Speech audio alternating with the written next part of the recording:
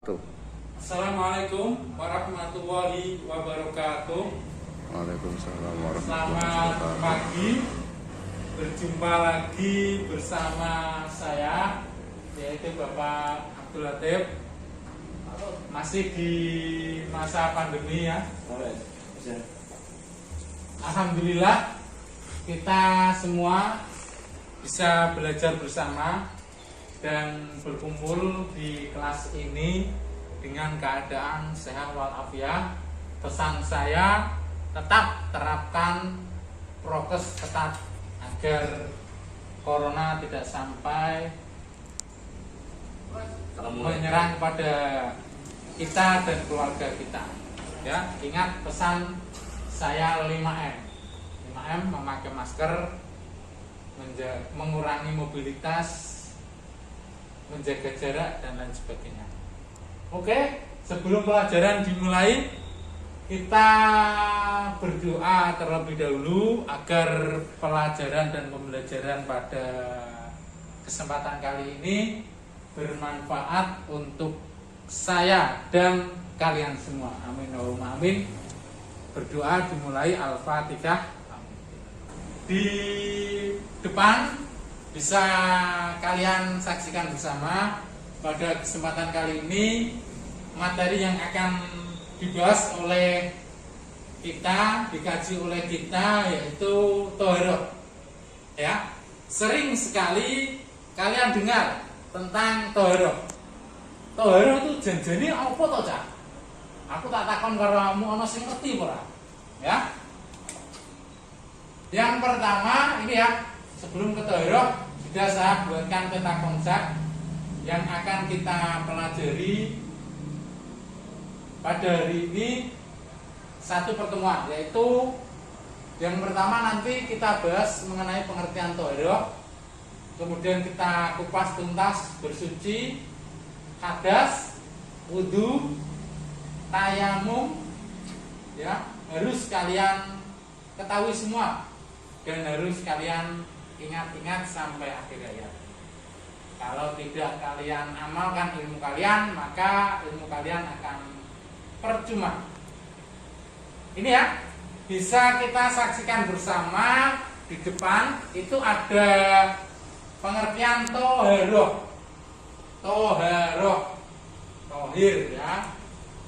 Toharo secara lughat, secara bahasa merupakan bentuk masdar dari kata tohuro yang berarti suci atau bersih. Sementara menurut istilah, toharo adalah bersuci atau membersihkan diri dari segala sesuatu yang menjadikan diperbolehkannya mengerjakan ibadah sholat, tawaf, dan membaca Al-Quran. Jadi sebelum kalian bersuci, sebelum kalian suci, itu tidak boleh melaksanakan ibadah sholat, tawaf, dan membaca Al-Quran. Apabila masih ada najis ataupun hadas yang menempel dalam diri kalian, ya itu ingat-ingat pengertian Toharo. Bersuci, ya di depan sudah ada tampilannya. Ini ya, macam-macam bersuci. Secara umum fuqaha ataupun ahli fikih membagi toharo atau bersuci menjadi dua macam, yaitu yang pertama bersuci dari hadas, dan yang kedua bersuci dari najis. Berarti ada dua ya. Secara umum dibagi menjadi dua toharo. Yang pertama bersuci dari hadas, dan yang kedua bersuci dari najis. Dilihat dari sifatnya, bersuci dibedakan menjadi dua, yaitu bersuci yang bersifat lahiriah atau tampak oleh panca indera, yaitu membersihkan badan, pakaian, dan tempat tinggal dari segala kotoran atau najis. Sedangkan bersuci yang bersifat batiniah atau tidak tampak oleh panca indera yaitu membersihkan jiwa dari segala kotoran yang berupa segala dosa dan maksiat seperti syirik, takabur, serta hasud. Itu pengertian bersuci lahiriah dan batiniah. Alat bersuci yang pertama air. Air itu ada air suci dan menyucikan, dikenal dengan istilah tohir mutohir kalau dalam ilmu fikih. Air ini disebut juga air mutlak. Karena apa? Masih asli dan murni serta menyucikan. Contohnya itu air hujan, air es, dan air embun, air laut, air sungai, air sumur, dan mata air. Ya. Selanjutnya yaitu air suci dan tidak menyucikan, merupakan air atau zatnya yang suci tetapi tidak sah digunakan untuk bersuci. Di dalam dunia fikih dikenal dengan istilah tohir, goiru mutahhir, suci tapi tidak menyucikan. Air suci yang telah dicampur dengan benda suci lainnya hingga berubah salah satu sifatnya, seperti air teh, air kopi, dan sebagainya. Air mustakmal yaitu air sedikit yang telah digunakan untuk bersuci walaupun tidak berubah sifatnya, itu masuk kategori tohir, goiru mutahhir, suci tapi tidak menyucikan. Yang ketiga air pohon-pohonan atau buah-buahan seperti air kelapa. Jenis air ini tidak dapat digunakan untuk bersuci walaupun pada dasarnya suci. Air mutanajis, air yang terkena najis. Air musamas, air yang menjadi panas seperti besi. Ya, itu tadi air suci tidak menyucikan. Lanjutnya debu. Ya, bisa kalian perhatikan bersama, debu atau tanah digunakan untuk tayamum. Tayamum yaitu sebagai pengganti wudu. Nanti juga tayamum bisa digunakan sebagai pengganti mandi. Nanti bisa kita bahas belakangan.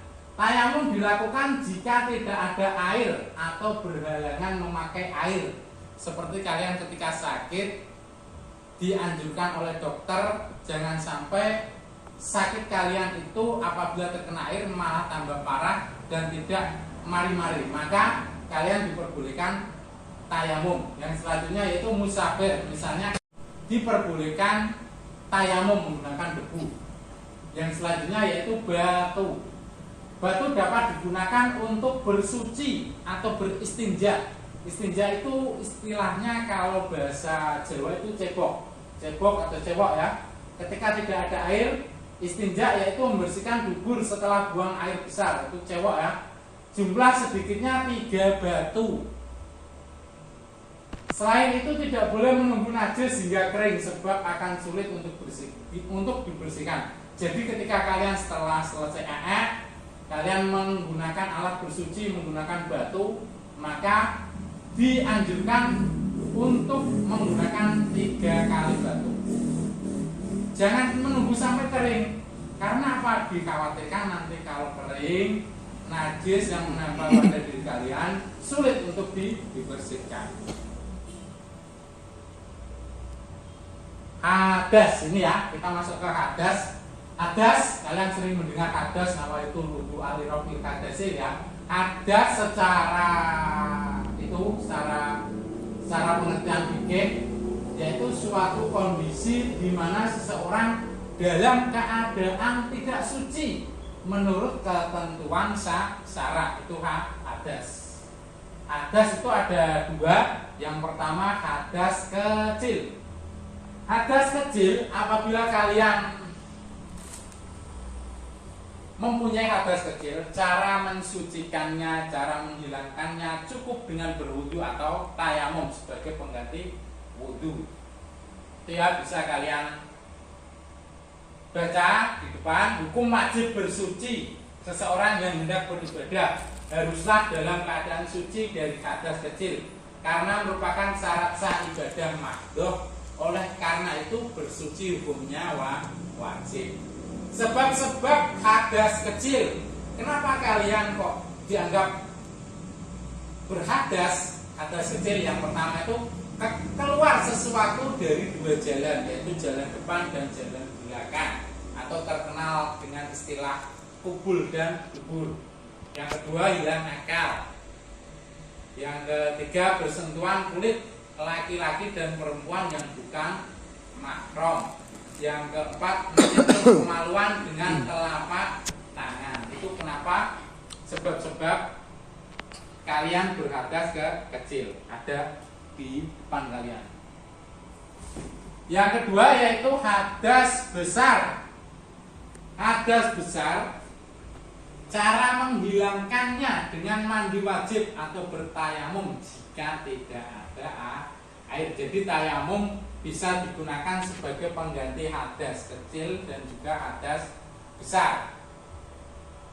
Sebab-sebab hadas besar yaitu yang pertama berhubungan suami istri, yang kedua keluar mani baik disebabkan melalui mimpi atau yang lain, yang ketiga meninggal dunia berarti mempunyai hadas besar, yang keempat datang bulan atau haid atau menstruasi, dan yang selanjutnya nifas. Berarti kalau ada cewek yang sedang datang bulan menstruasi berarti cewek tersebut mempunyai hadas besar. Rukun mandi wajib yang pertama niat. Niat itu ada dalam hati. Dan niatnya dia Pak, nawaitul, kalau wudu ya, kalau wudu nawaitul wudu alirafil hadasil asghari fardhol lillahi ta'ala.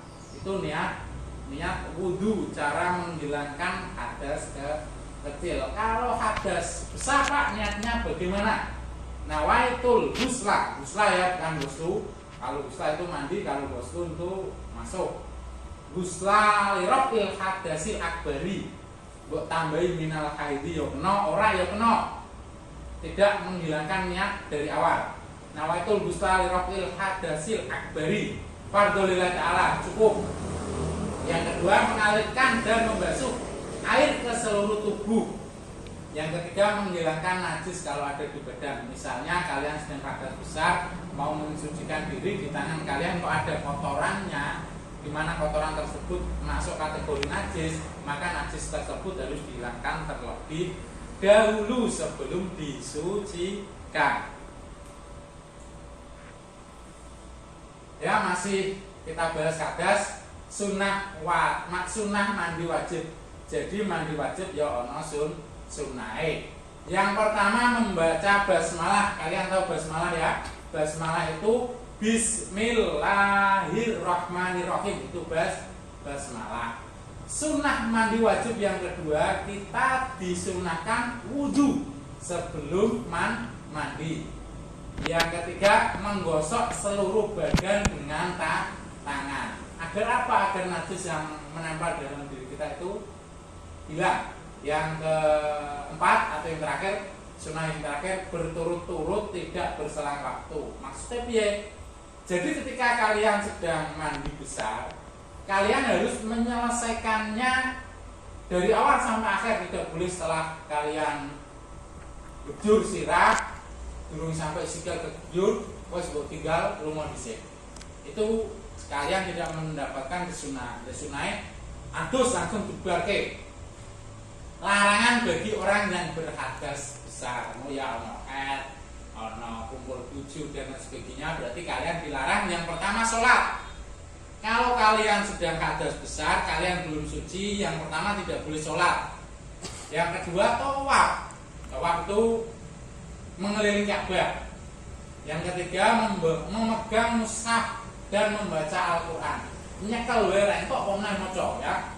Yang ketiga iktikaf. Iktikaf kuwi tengok-tengok ning masjid. Ya biasanya nang masjid ana sebagian masjid sing ning kono ditulisi nawaitul iktikaf ya. Walaupun hukumnya sunnah, tetapi bagi orang yang berhadas tidak boleh iktikaf.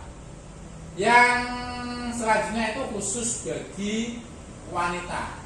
Wanita haid dan nifas dilarang orang itu dijauh berhubungan suami istri dan juga puasa. Jadi ketika kalian, anak-anakku yang cewek kok sedang haid, nifas, dilarang hubungan suami istri dan juga puasa. Yang terakhir sujud tilawah. Sujud tilawah itu sujud yang dilakukan ketika kalian mendengar atau membaca ayat-ayat sajdah. Kalian dilarang melakukan sujud tersebut apabila kalian dalam kondisi hadas besar.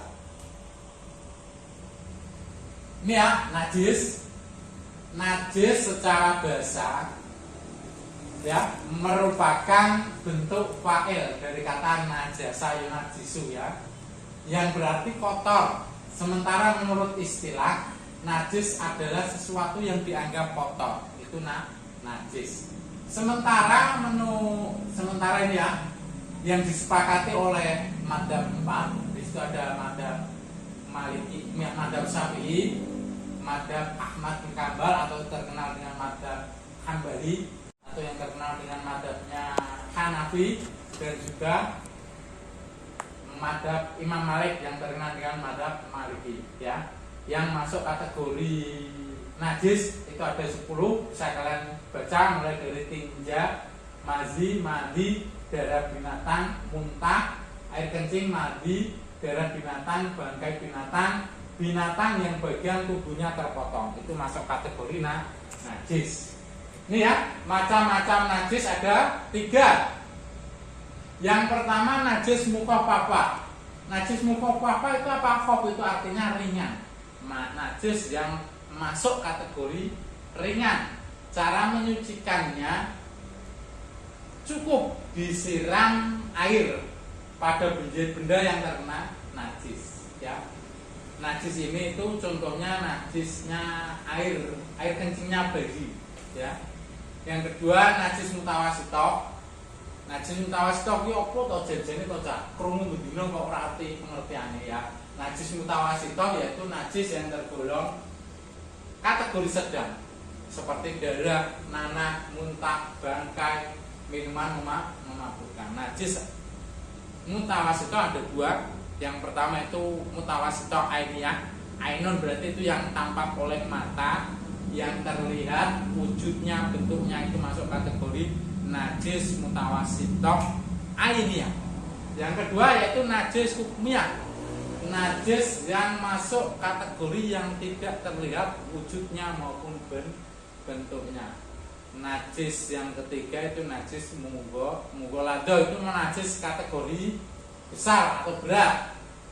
Najis yaitu najisnya anjing dan juga babi, baik jilatannya, air kencingnya, kotorannya, dagingnya, tulangnya, dan lain sebagainya yang menempel pada anjing tersebut dan juga babi tersebut. Cara menyucikannya bisa kalian lihat dengan membasuh sebanyak 7 kali, 1 kali dicampur dengan tanah. Itu cara menyucikannya. Ya, sekarang kita bahas wudu. Wudu jajannya apa kan berlakonin atau kok ora arti pengertiannya.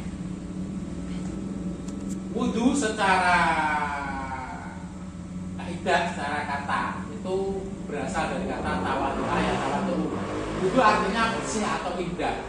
Sedangkan menurut istilah, wudu adalah membersihkan anggota tubuh dengan air yang suci, menyucikan, menggunakan air thahir mutahhir yang tadi kita bahas ya, untuk menghilangkan hadas kecil berdasarkan syarat dan rukun tertentu. Jadi tidak ada asal-asalan karena semuanya ada syarat dan juga rukunnya. Syarat sah wudu, siji wonge kudu Islam. Wong non Islam berarti wudune sampai kapanpun tidak sah. Yang kedua mumayyiz atau tamyiz. Yang ketiga menggunakan air yang suci dan juga menyucikan, tidak dalam keadaan berhadas besar, tidak ada yang menghalangi sampainya air pada anggota tubuh yang dibasuh seperti cat, getah, dan sebagainya.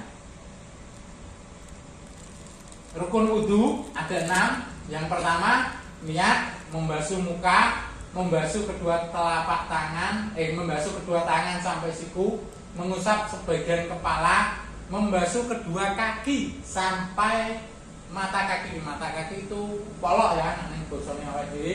Yang terakhir tertib. Jadi setelah dari niat tidak boleh langsung ke kedua kaki, tetapi harus melalui membasuh muka, membasuh kedua tangan, mengusap bagian kepala sampai tertib, tidak boleh melancangi. Ya, itu wudu, rukun wudu. Tayamum, ya, tayamum secara bahasa memiliki makna al-qasdu, qasoda berarti sejo, tujuan, kesengajaan, menyengaja. Menurut istilah adalah menyapukan tanah atau debu yang baik atau suci ke muka dan kedua tangan sampai siku dengan syarat yang telah ditentukan. Tayamum adalah pengganti wudhu dan mandi. Mandi ya, mandi besar bisa diganti oleh tayamum. Sebagai rukhsah itu keringanan.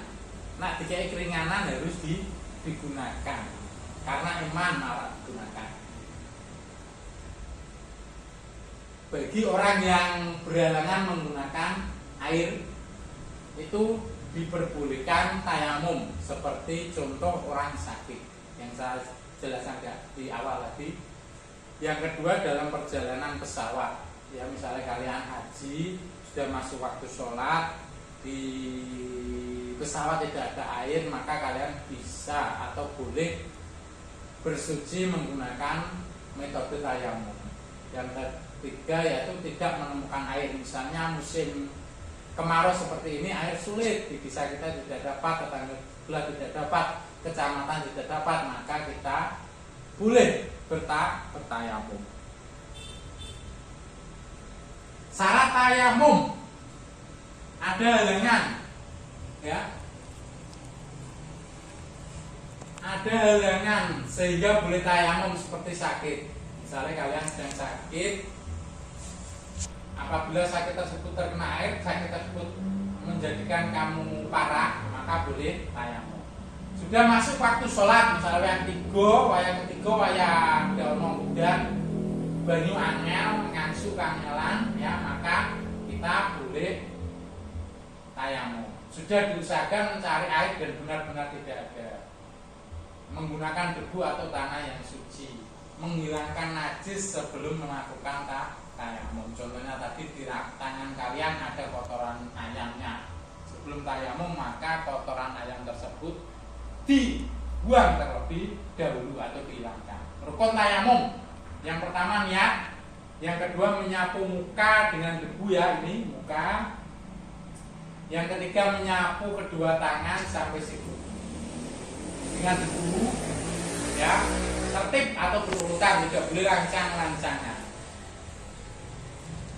Sunnah tayamum, yang pertama membaca basmalah. Basmalah tadi, ya, bismillahirrahmanirrahim, basmalah. Mengembus atau meniup debu dari telapak tangan agar debu yang menempel menjadi tipis. Mendahulukan anggota badan yang kanan, yumna al yusra, berarti mendahulukan anggota badan yang kanan daripada yang kiri. Membaca doa setelah tayamum sama seperti doa setelah wudu. Sudah paham semua, ya, doa wudu, ya? Kalau belum, doanya itu asyhadu alla ilaha illallah wahdahu la syarikalah wa asyhadu anna muhammadan abduhu wa rasuluh wa maj'alni minat tawabina waj'alni minal mutatahhirin waj'alni min ibadika sholihin. Itu doa setelah wudu dan juga doa setelah tayamum. Hal-hal yang membatalkan tayamum, yang pertama, apa-apa yang membatalkan wudu berarti membatalkan tayamum juga. Yang kedua, ada air sebelum sholat bagi tayamum karena tidak ada air. Contohnya, air kalian ngangsu di desa sebelah sudah tidak ada air, apa sholat zuhur kalian sudah niat, sudah rakaat, atau ketika udan bures banyu turah-turah, maka secara tidak langsung tayamum kalian batal. Yang terakhir, murtad, keluar dari agama Islam.